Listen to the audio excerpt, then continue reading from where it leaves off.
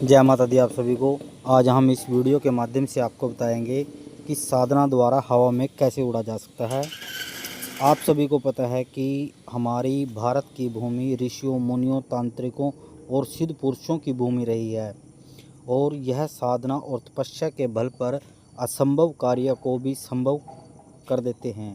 साधना में इतनी शक्ति होती है कि व्यक्ति न केवल अपने मन और शरीर पर विजय प्राप्त कर लेता है बल्कि अपने प्रकृति के नियमों पर बदलने की क्षमता रखता है।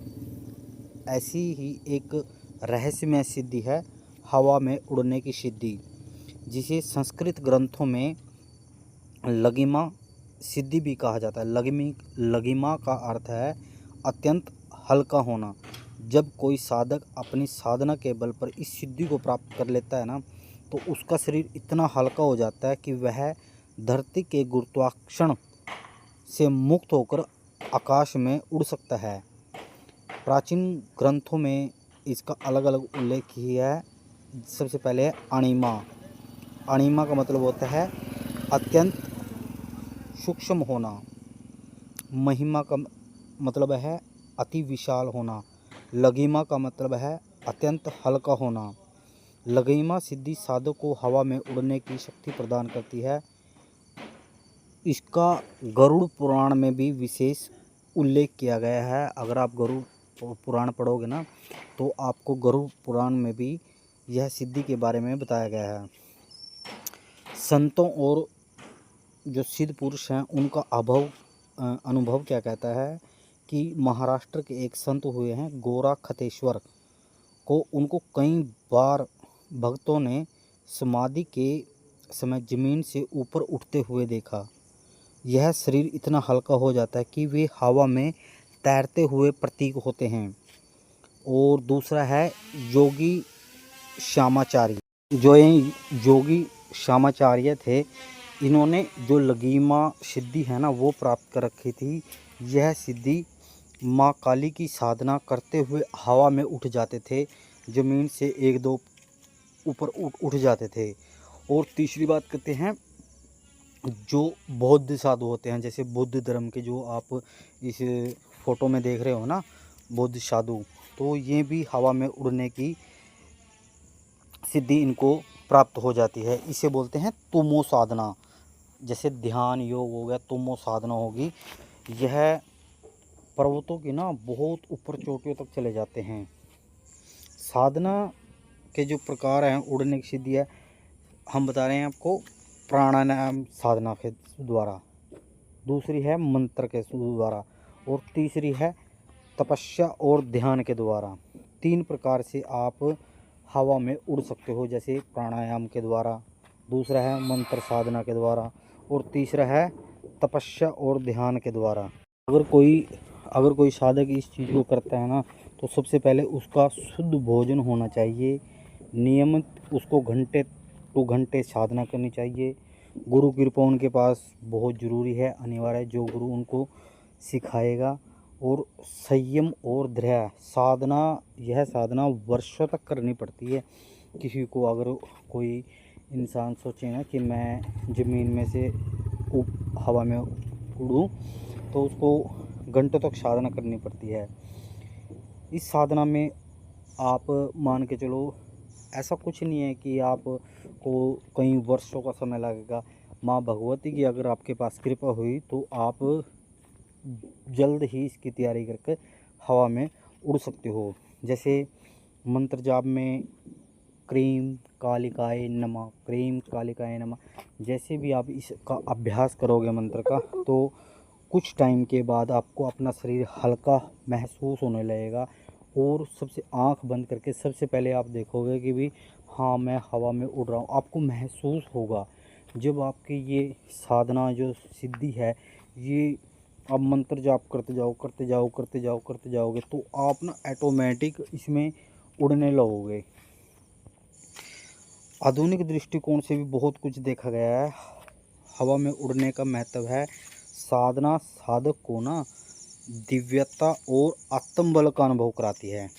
इसे सिद्ध पुरुष समाज में यह दिखाते हैं कि मानव केवल शरीर नहीं बल्कि एक दिव्य शक्ति है। हम जो है ना, हम एक दिव्य शक्ति हैं। ज़रूरी नहीं है कि कोई साधु महात्मा ही ऐसे करेगा। आप भी अपने घर पर बैठकर माँ भगवती का जाप करें और महसूस करें। आपको महसूस जब होगा ना, तो माँ भगवती की कृपा होगी, तो आप भी महसूस करोगे कि भी हाँ, मैं हवा में उड़ रहा हूँ। यह साधना ईश्वर के प्रति बहुत गूढ़ा विश्वास हो जाता है। इससे ऐसी सिद्धियाँ में अहंकार में पड़ने वाले व्यक्ति को भी नष्ट कर देती हैं। बिना गुरु द्वारा यह साधना नहीं करनी चाहिए आपको। मान के चलो, अगर आपने बिना गुरु के आदेश के अनुसार यह साधना कर ली, एक साधना होती है, एक सिद्धि होती है। साधना का मतलब क्या है? साधना अपने शरीर को स्वयं साधना। अगर आप अच्छे कार्य के लिए कोई भी काम कर रहे हो, अपने लिए कोई भी काम कर रहे हो, तो आप ज़रूर माता रानी की दया से आप हवा में उड़ने लगोगे।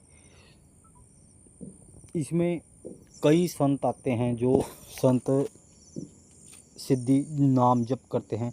जप करते करते करते करते वे हवा में उड़ने लगते हैं। आपने देखो है कहीं आसपास आपके वहाँ पे ना कुटिया में संत महात्मा रहते होंगे कि जो एक स्थान से दूसरे स्थान पर चल जाते हैं। उनको यही ध्यान मुद्रा के वजह से यह सिद्धियाँ प्राप्त होती हैं, जिससे वे हवा में उड़ सकते हैं। ये कार्य आप अपने घर पे शुद्ध आसन पे गृहस्थ जीवन में रहकर भी आप कर सकते हैं। ऐसा कोई है नहीं कि आप इस कार्य को नहीं कर सकते।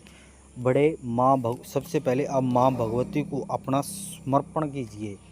जब तक आप माँ भगवती को समर्पण नहीं करेंगे, तब तक आप कोई भी कार्य में सफलता प्राप्त नहीं कर सकते।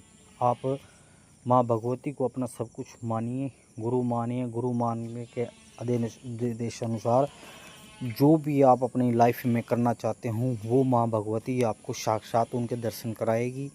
जैसी भी आपकी मनोकामना होगी, मन की शक्तियाँ होंगी, कुछ भी है, आपका हर प्रकार से कल्याण होगा। आप लगातार माँ भगवती का सिर्फ 1 महीना जाप करके देखिए। माँ भगवती के कवच का पाठ करके देखिए। माँ भगवती के कम से कम 11 माला का जाप करके देखिए। जब आपसे ये आप कंटिन्यू इसको करते चले जाओगे, तो आप 1 महीने के अंदर आपको अपना शरीर हल्का महसूस होगा। जब आपको हल्का महसूस हो, आपको अपने आप ही इस सिद्धि का अनुभव हो जाएगा भी हाँ, मैं ये चीज़ कर सकता हूँ। ऐसा कुछ नहीं है कि दुनिया में कि ये साधु महात्मा है कि यही सिर्फ कर सकते, नहीं, आप भी भगवान को पा सकते हो। मगर क्या है, आपको सिर्फ ध्यान की ज़रूरत है। आप ध्यान करो, सही मार्गदर्शन आपको इस YouTube चैनल पर मिलेगा। आप माँ भगवती का जयकारा कमेंट में लगाएं। चैनल पर अगर नए हो तो चैनल को सब्सक्राइब ज़रूर करें, ताकि आपको माँ भगवती से रिलेटेड अनेकों वीडियो, अनेकों तंत्र मंत्र यंत्र और माँ भगवती की लीलाएं के बारे में इस चैनल के माध्यम से पता लगेगा और आपके जीवन का कल्याण होगा। आप भी दूसरे का कल्याण करोगे। जय माता दी। मिलते हैं एक नई वीडियो में। जय गुरु महाराज की, जय गुरु नारायण नाथ की। हमने माँ भगवती की कृपा से इस चैनल के माध्यम से हम माँ काली के चरणों में 1.25 करोड़ दंडोत प्रणाम और दशांश माँ भगवती के हवन की सेवा लगा रहे हैं। यह हमारी बहुत बड़ी यात्रा है। हम आपको इस चैनल के माध्यम से सब कुछ लाइव दिखा रहे हैं। मिलते हैं नई वीडियो में। जय माता दी, जय गुरु महाराज की।